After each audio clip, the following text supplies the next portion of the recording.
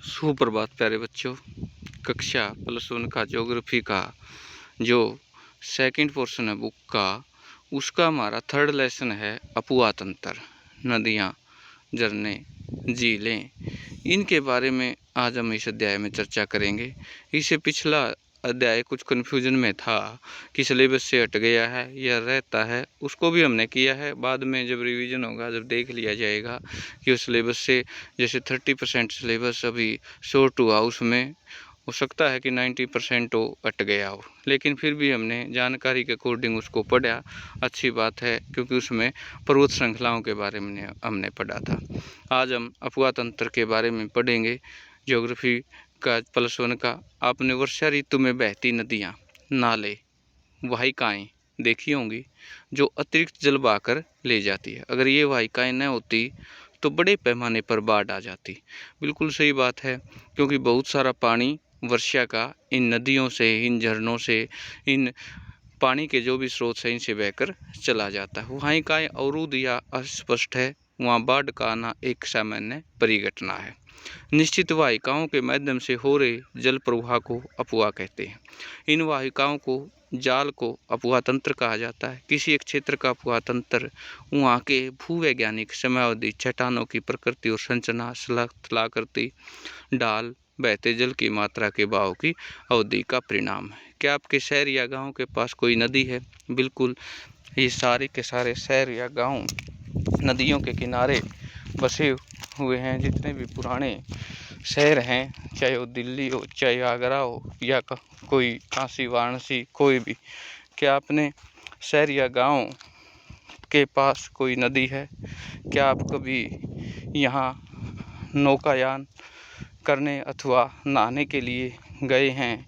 क्या यह नदी बारहमासी है या अल्पकालीन है? अल्पकालीन का मतलब है जो केवल वर्षा काल में ही बहे, उसे अल्पकालीन नदी कहा जाता है। जब पानी की अधिकता ज़्यादा हो अथवा नहाने गए। समकालीन है, केवल वर्षा ऋतु पानी आने, अन्यथा सूखी है। क्या आप जानते हैं कि नदी सदैव एक ही दिशा में क्यों बहती है? आपने भूगोल की अन्य 2 पाठ्य पुस्तकों में ढालों के बारे में पढ़ा होगा। क्या आप जल को एक दिशा से दूसरी दिशा में बहने के कारण बता सकते हैं? उत्तर में हिमालय और दक्षिण में पश्चिमी घाट से निकलने वाली नदियां पूर्व की ओर क्यों बहती हैं? बंगाल की खाड़ी को अपना जल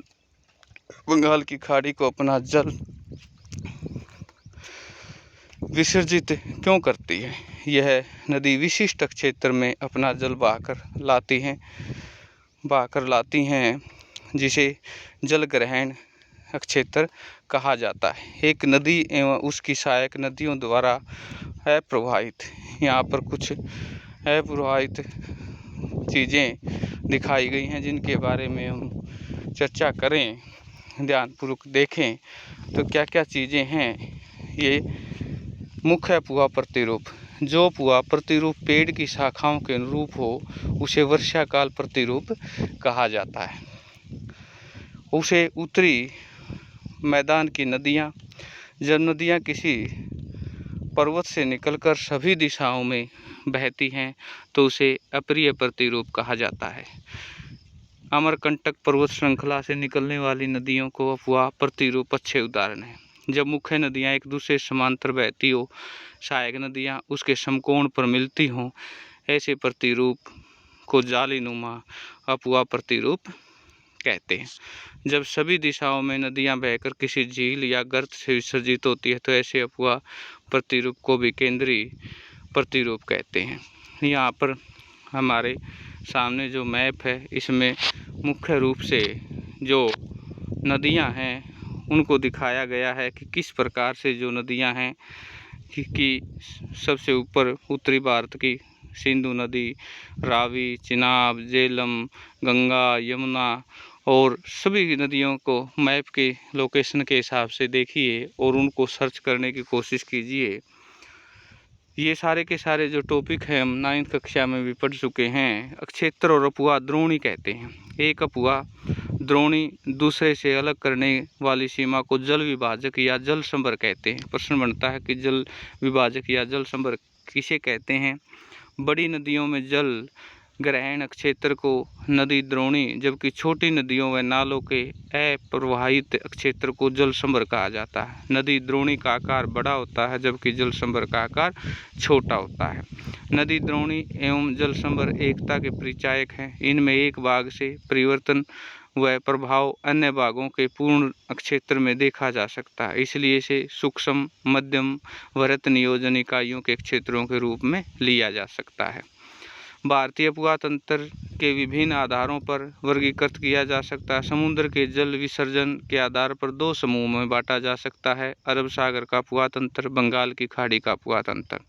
ये उपतंत्र दिल्ली, कटक, अरावली एवं सह्याद्री का विलग किए गए हैं। जल विभाजक की एक रेखा द्वारा दर्शाया गया कुल उपवा क्षेत्र का लगभग 77% भाग, जिसे गंगा, ब्रह्मपुत्र, महानदी, कृष्णा आदि नदियां शामिल है, बंगाल की खाड़ी में जल विसर्जित करती हैं, जबकि 23% क्षेत्र, जिसमें सिंधु, नर्मदा, ताप्ती, माही, पेरियार नदियां अपना जल अरब सागर में गिराती हैं।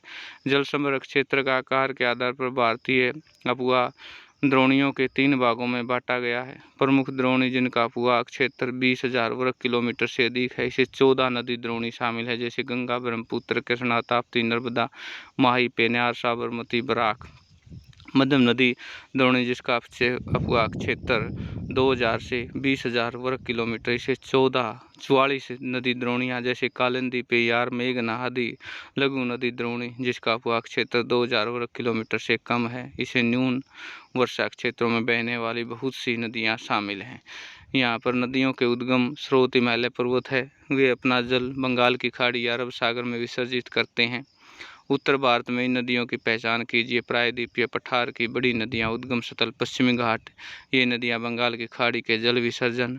दक्षिण भारत में इन नदियों की भी पहचान कीजिए। नर्मदा और ताप्ती 2 बड़ी नदियाँ इसका अपवाद हैं। इसके छोटी नदियाँ जल अरब सागर में विसर्जित करती हैं। पश्चिमी तटीय क्षेत्र के कारण कोंकण, मालाबार तट पर बहने वाली नदियों के नाम बताइए।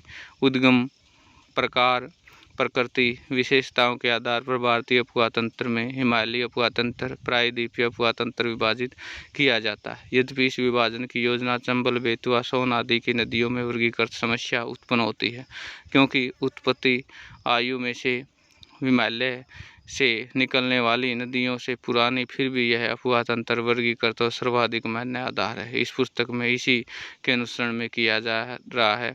भारत के उपतंत्रों के बारे में हम कल विस्तारपूर्वक चर्चा करेंगे। आज के लिए जो होमवर्क बनेगा आपका ज्योग्राफी का, एक तो ये मैप है, इस पर नदियों के प्रवाह तंत्र को, उपतंत्र को देखिए और समझिए। दूसरी चीज़ है कि उपतंत्र कहते किसे हैं और मुख्य उपतंत्र कौन कौन से हैं, इसके बारे में या भारत की प्रमुख नदियों के बारे में जानकारी जुटाएं। धन्यवाद। आज के लिए इतना ही।